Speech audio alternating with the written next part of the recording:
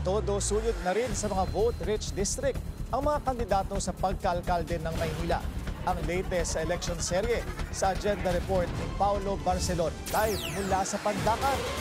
Paulo, sa kinaroroonan mo ay nagsasagawa na ng meeting de avance ang kampo ni Isko Moreno.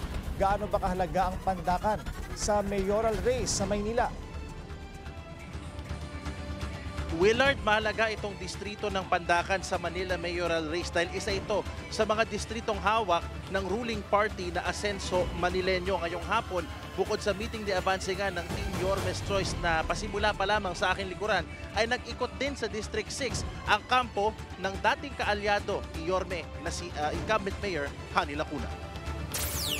Isang masayang Mayor Hani Lacuna ang bumati sa mga empleyado ng City Hall kaninang umaga. Dala niya ang kanyang pa-birthday sa mga empleyado ng LGU na kanyang pinasalamatan sa kanilang serbisyo. Bukas, Mayo 6 ang kaarawan ni Lacuna na unang babaeng alkalde ng lungsod ng Maynila. Sa lahat po ng sakripisyo at maayos na paglilingkod nyo para sa atin pong lungsod, alam na po ninyo sa May 16, matatanggap na po ninyo kung ano ang karapat-dapat para sa bawat isang kawani ng lungsod ng Maynila. Ang mid-year bonus ninyo. Pandakan ang target ngayong suyuin ng boto ng Asenso Manileño. Kaalyado ni Lacuna ang kongresista ng Pandakan na si Representative Benny Abante, isa sa mga nangungunang pangalan sa House Quadcom investigation sa madugong war on drugs. Target ngayon ng Asenso na mapanatili nila ang Pandakan sa kanilang mga baluarte. Lalo't bukod kay Abante, sina Manila 3rd District Representative Joel Chua at 2nd District Representative Roland Valeriano ay katiket ni Lacuna sa Asenso. Ang kadistrito naman ni Lacuna na si Sam Versosa, susuyurin ngayong araw ang Sampaloc na kanyang baluarte. Kagabi, inikot ni SV ang District 5 kung saan makikita ang Paco, Ermita, San Andres, Intramuros at Malate. Kung meron lang akong ipapangako sa inyo lahat na hindi nila kayang sabihin sa inyo, ito yung hindi ko po pag-iinteresan ang pera ng Manileño.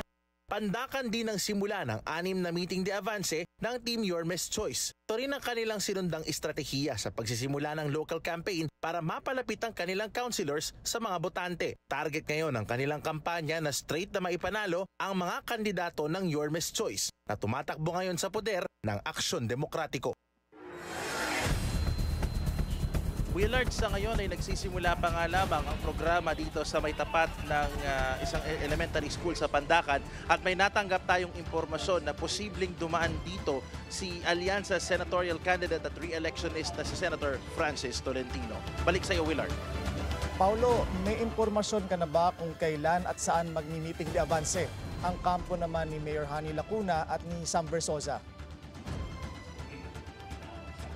So far, Willard, wala pa, no? Pero kung ikukumpara yung mga ginagawang campaign sorties ngayon ng dalawang katunggali ni dating Manila Mayor Isko Moreno, yung strategy nila Mayor Isko ay gawin ito per district. Ganito rin kasi, Willard, yung ginawa nila noong proklamasyon kung saan isa-isang ipinapakilala sa mga distrito, no, yung mga potential councilors. Kasi ang napapansin natin, kumpara noong 2019, Willard, na talagang bongga at malaki yung mga proklamasyon ngayon, mas gusto nila mas madiretso sa tao, mas malapit sa tao, at parang mas ibinebenta o ipinakikilala ni Mayor Isko at ng kanyang katandem na si Chi Atienza yung mga councilor bets nila dito sa Maynila dahil ang pang-promise nga niya o ang kanyang hinihingi sa mga botante ay hanggat maaari daw ay straight na yung slate nila na iboto sa konseho. Willard?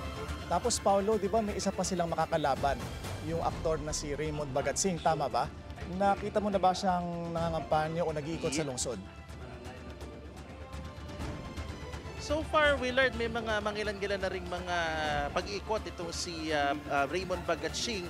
Pero inaalam pa natin kung saan yung magiging takbo nila. Lalo't critical itong linggong ito. Maidagdag ko na rin, Willard, isa rin sa mga agresibong nag-iikot o nag-ikot sa Maynila ay si Mara Tamundong na kapartido ng Pangulo. Parte siya ng Partido Federal ng Pilipinas. So talaga namang napakainit, maraming karakter dito sa Manila Mayoralty Race at isa-isa nating babantayan yan sa mga susunod na araw. Willard?